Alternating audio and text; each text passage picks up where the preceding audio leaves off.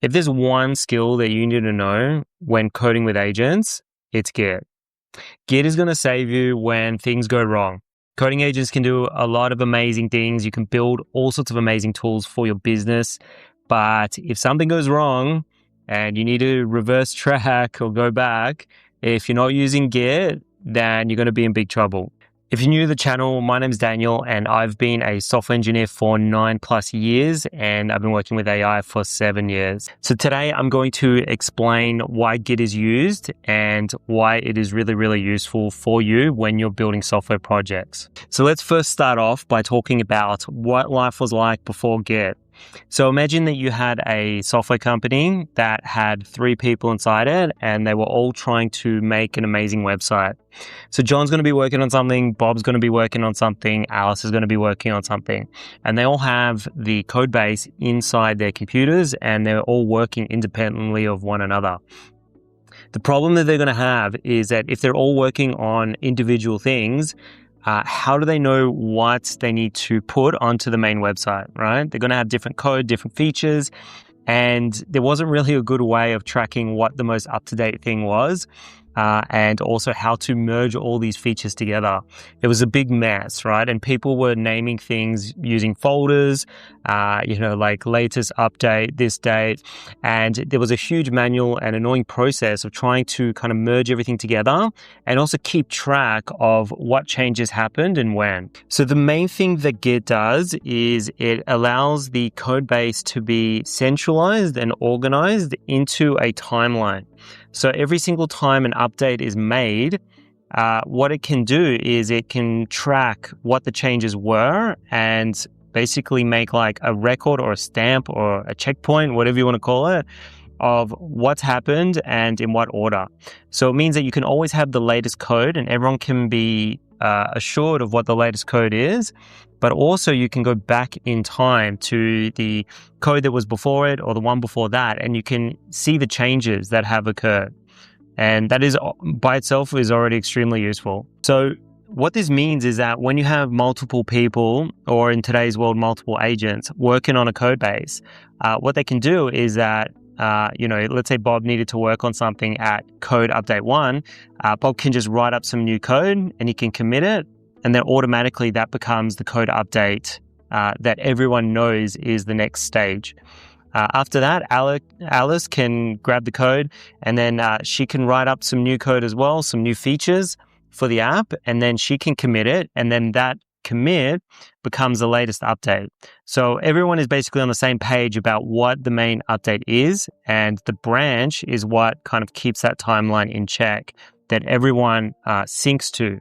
So Git calls these timelines branches, and you can have a main branch and you can have multiple different feature branches and as many branches as you want pretty much. And I want to explain why Git uses that. So let's say we have code update 1 here, and then Bob writes something up, but it's completely trash and it doesn't work very well, and it just turns the code into a huge mess. And he commits it, right? Then what's happening is the timeline is going from nice code to a dumpster fire. Alice is then going to take the latest code and she's going to try to fix it, and there's going to be all these different problems, right? She's basically working off of the latest thing, which is garbage, and she's trying to fix the garbage, right? This is what would happen if you only had one branch.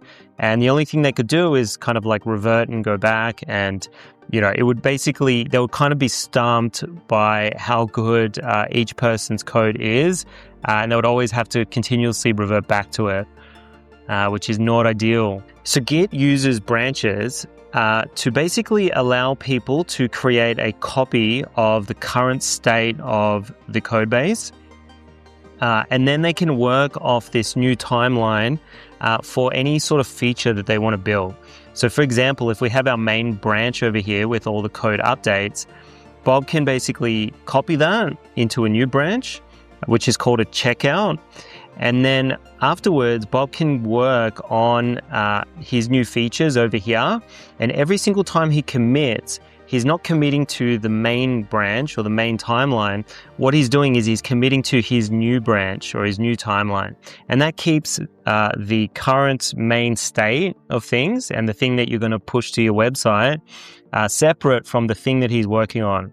And that allows a separation of concerns, which means that multiple people can make multiple branches, work on different things, and they can do it in a safe way, that if they screw up or the feature doesn't work or something bad happens, you can be rest assured that it's not going to mess up the main website. So another thing that this allows is that if Bob, for example, says that he has some awesome thing that he wants to put onto the main branch, what he can do is he can create something called a pull request.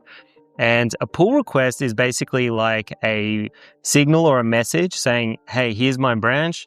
I want to merge this into the main branch because I think it's really good. But before it gets merged, what it does is it allows, it's kind of like he publishes the changes that he's made and he allows other people to review it. So that's what a pull request is. And yeah, to boil it down, it's basically a check of, is the code good or does it suck, right?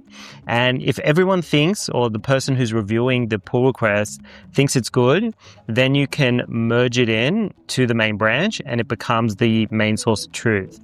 If it sucks and people don't like it, they can actually say, hey, you need to go fix that and update the code. So then what he can do if it's not good is he can go and fix the code and he can continue that pull request. And then once it is good and everyone agrees, okay, this is good, it's not going to screw things up, then he can merge it in and it becomes part of the main branch. After that, Alice can then pull the code from the update that was just merged, and she knows that she's working with good code at that time instead of working on the garbage code that would have been merged in if no one checked it and made sure it was good. So what we've spoken about is Git, and there's also another concept called GitHub, which a lot of people have probably heard of. And what GitHub is a way to centrally locate or centrally store the code base and all the branches, like the main branch, as well as all the different feature branches in one central place that everyone can access. Because Git itself, it's going to live on Bob's computer, it's going to live on Alice's computer, but they don't really have a way or a good way of syncing them together. So GitHub is a web service that basically allows that to happen. So GitHub has a copy of all the branches, the main branch and all the different branches. So does Bob and so does Alice. And what happens is that everyone basically pushes the changes to GitHub. And then when they want to work on something, they can actually pull all the changes to their local machine. So what that means is that GitHub is kind of like the main source of truth. And then everyone else is basically pulling and updating to Git. So imagine that Bob, he wants to create a new branch, work on a new feature or something like that. The first thing he's going to do is he's going to do a command called git pull. And that is going to pull the main code base from Git. And then after that, he can go and do checkout and make a new branch and work on the feature. And after he's worked on the feature, he can do a commit to commit the changes to his local branch. And then he can push back to GitHub and then basically sync everyone with what he's doing. And it works for everyone, no matter how many people you have. If they're all working on the same code base, they can always keep in sync and up to date by pulling from GitHub and then pushing their changes to GitHub. So GitHub basically acts as the main source of truth that everyone can kind of be aligned on. So when you're coding with agents, definitely use Git. Definitely make branches for different features because it gives you a very huge safety net to be able to go back when things go wrong. It also allows you to add features without them affecting the main code that is running, that users are using, and overall makes it a lot safer, a lot cleaner, and gives you a lot more understanding about what is actually going on in the software. So if you want to learn more about Git, I've made a cheat sheet and a document that you can view in the description below. And if you have any questions or anything like that, you can book a call with me. There's also a link in the description below. I hope that was useful. Thank you for watching. I'll see you in the next one.